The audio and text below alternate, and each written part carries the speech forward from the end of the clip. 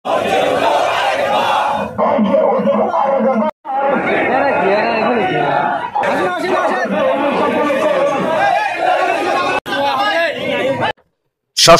সন্ত্রাসী সংগঠন ইউপিডিএফ কর্তৃক জাতীয় ঐক্যমত্য কমিশনের কাছে ৩ পার্বত্য জেলা নিয়ে স্বায়ত্তশাসিত অঞ্চলের প্রস্তাব দাবির মাধ্যমে পার্বত্য চট্টগ্রামকে বাংলাদেশ থেকে বিচ্ছিন্ন করার ষড়যন্ত্রের প্রতিবাদে ও আঞ্চলিক সংগঠন ইউপিডিএফকে নিষিদ্ধের দাবিতে সোমবার 12 মে বিক্ষোভ মিছিল ও সমাবেশ হয়েছে রাঙ্গামাটি জেলায়।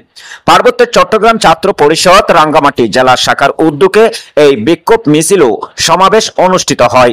কমিশনের কাছে 3 পার্বত্য জেলা নিয়ে স্বায়ত্তশাসিত অঞ্চলের প্রস্তাবের দাবির মাধ্যমে পার্বত্য চট্টগ্রামকে বাংলাদেশ থেকে বিচ্ছিন্ন করার ষড়যন্ত্রের প্রতিবাদে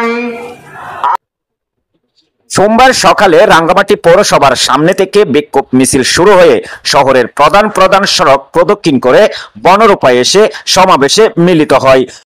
সমাবেশে পার্বত্য চট্টগ্রাম ছাত্র পরিষদের রাঙ্গামাটি জেলা শাখার সভাপতি মোহাম্মদ আলমগীর হোসেনের সভাপতিত্বে প্রধান অতিথি হিসাবে বক্তব্য রাখেন পার্বত্য চট্টগ্রাম নাগরিক পরিষদের কেন্দ্রীয় চেয়ারম্যান কাজী মজিবুর রহমান। প্রধান বক্তা হিসেবে বক্তব্য রাখেন পার্বত্য চট্টগ্রাম ছাত্র পরিষদের কেন্দ্রীয় কমিটির সাংগঠনিক সম্পাদক রাসেল মাহমুদ। বিশেষ অতিথি হিসাবে বক্তব্য রাখেন পার্বত্য চট্টগ্রাম নাগরিক পরিষদের রাঙ্গামাটির সাংগঠনিক সম্পাদক আবু বকর সিদ্দিক। পার্বত্য চট্টগ্রাম ছাত্র পরিষদ রাঙ্গামাটি জেলা শাখার সাধারণ সম্পাদক খলিলুর রহমান সহ আরো অনেকে।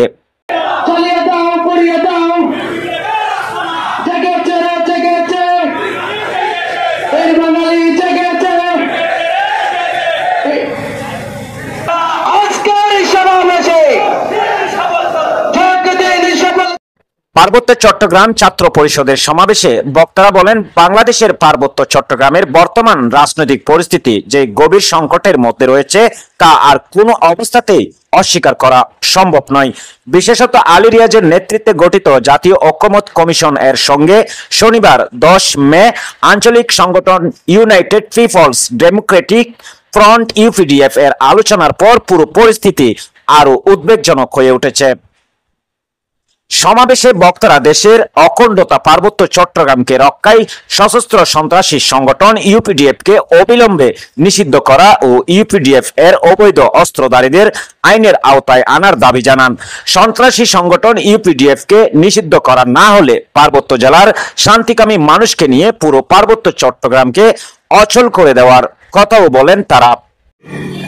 পার্বত্য চট্টগ্রামে পূর্ণাঙ্গ স্বায়ত্ত শাসন চায়।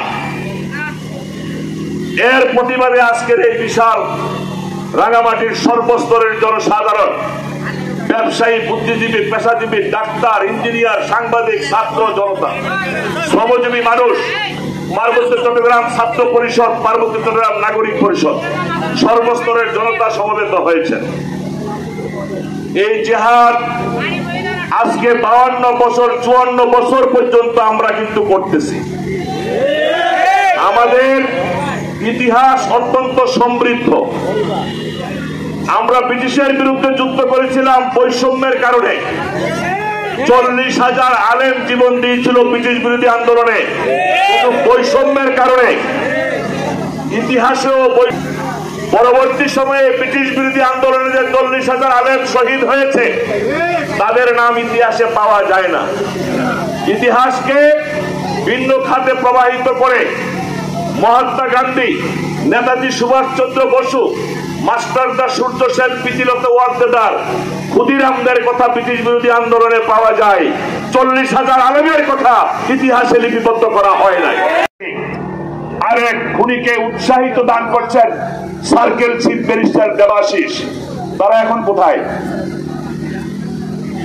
এই মুহূর্তে কোথায় আছেন জানা আছে আপনাদের? তারা এই মুহূর্তে ভারতে অবস্থান করছে। তাদের নানার বাড়ি গিয়েছেন, তাদের মামতো বোন শেখ হাসিনার সাথে দেখা করবেন, তাদের নানা মোদির সাথে দেখা করবেন।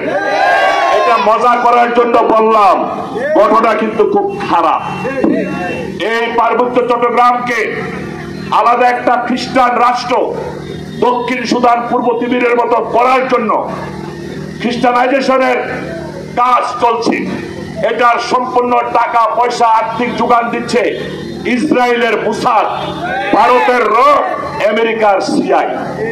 ওই নানাদের সাথে প্রভুদের সাথে কথা বলার জন্য সন্তুলার মার্জাবাসী এখন ভারতে অবস্থান করছে।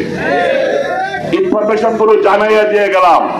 আর বসবাসকারী কোন বাঙালি কোনদিনও সেটেলার হতে পারে না।